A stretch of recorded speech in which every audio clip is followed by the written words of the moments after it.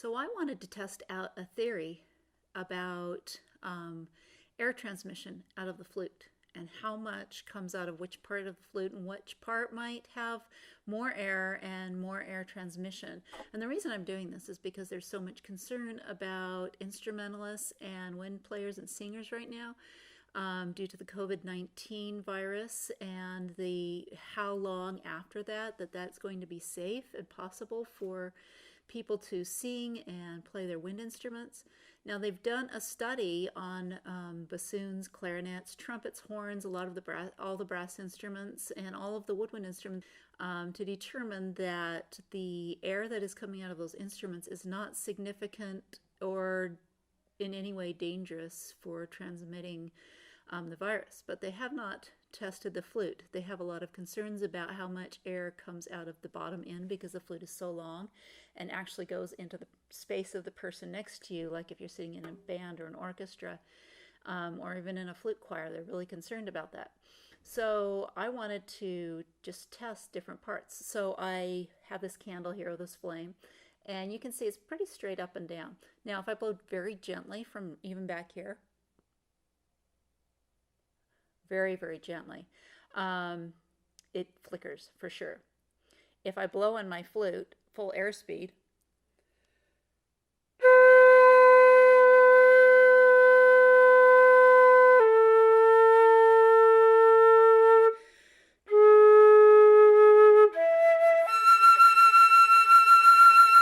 I might actually be able to blow it out. My air really goes far with that.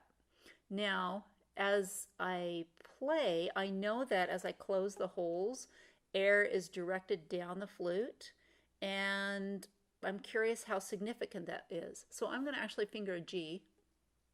I don't want to get too close to this, but I'm going to have this key right here next to the flame.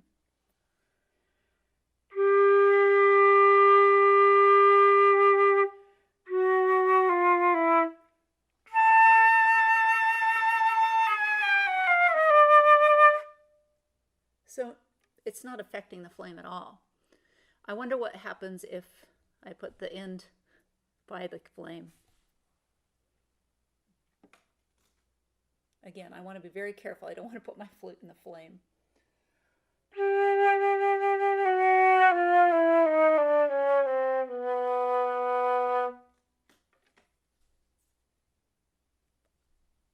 I actually blew it out.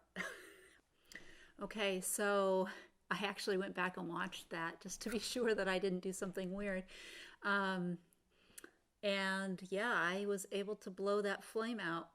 So I'm curious how far away I actually can be before I no longer move that flame. So I have an assistant here to help me align and measure my distance.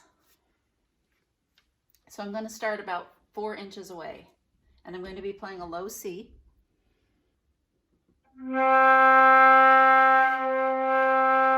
So I can see that that's flickering. So I'm going to move a little further away.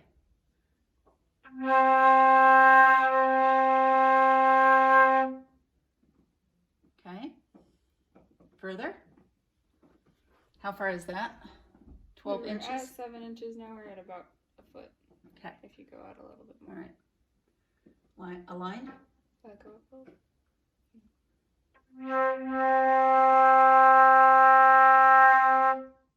Still moves. Okay.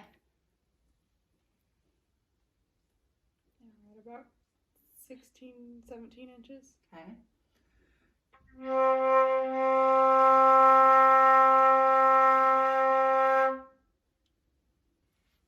So that is pretty far.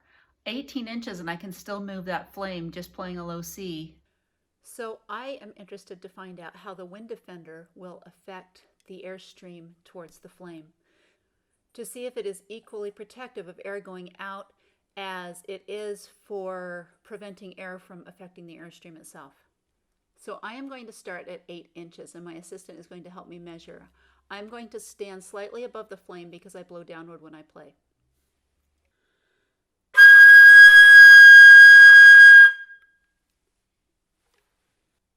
Now I will do 16 inches because I blew out the flame at 8 inches.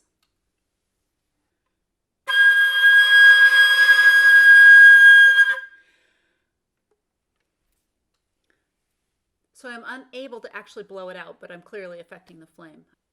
I am now going to back off of the flame by 2 feet. Even 2 feet away, I affect that flame dramatically. So now I am going to try blowing out the flame with the Win-D-Fender on my flute. I will start at 4 inches.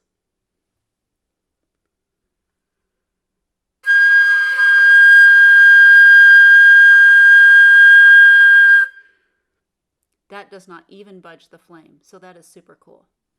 So I would say that the Win-D-Fender is really great at doing what it is designed to do, which is to keep air from impeding your sound when you're playing outdoors. However, if you would be using it indoors for purposes of prohibiting air to go past, it's very successful at not allowing the air to go out of in front of the flute, but it does inhibit your sound quality and it will create a more airy sound.